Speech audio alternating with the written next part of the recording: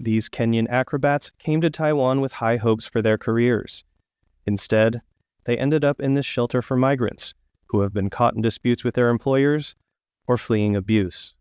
Because they are involved in a potential human trafficking case, we've been asked not to reveal their identities. They say they were promised opportunities here to perform and exhibit their skills. But everything changed when they arrived in the country. There were no such jobs, and the living conditions were not what they had hoped for. The room we live in a horse stable, and it is a wooden wooden room. So it has a space which some smell of horse come up. They were told performances would come in the future. In the meantime, they were pressured to sign contracts they didn't fully understand, and were forced into manual labor at farms and recycling plants for much less than minimum wage. Even after an inspection by a local labor bureau, nothing changed. 因为他的申请的工作内容其实就是从事马术的表演，好，所以照顾马匹，好，跟维护整个马场环境的，其实算是属于他合法的一个工作的范畴。那当下针对他薪资的部分呢，我们现场检查的薪资是有符合劳基法的规定的。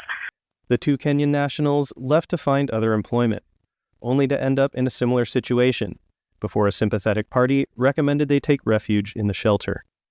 There are around 15 of these shelters in Taiwan, usually housing blue-collar migrant workers from Southeast Asia. But while the circumstances are somewhat different, the shelter says the Kenyan men's experience is all too common. To be used as of their vulnerable situation, taken of their passport, threats, intimidation, and they cannot move freely totally. It's very common for the blue-collar migrant workers to be treated like this, but some of their treatment, I would say honestly, is even worse because there's no oversight at all from the government. Under Taiwanese law, there are two classifications for migrant workers, blue and white-collar workers. Performing artists fall under the white-collar worker category, which typically requires higher pay. But when it comes to performers, employers are not required to adhere to that. And now, the Labor Ministry says the case of the two Kenyans could be considered human trafficking. 假借说是白领移工的名义做其他的一些工作活动，那甚至还有用一些胁迫、暴力的这个方式，会涉及到相关的刑责。那这个部分会来做继续的处理。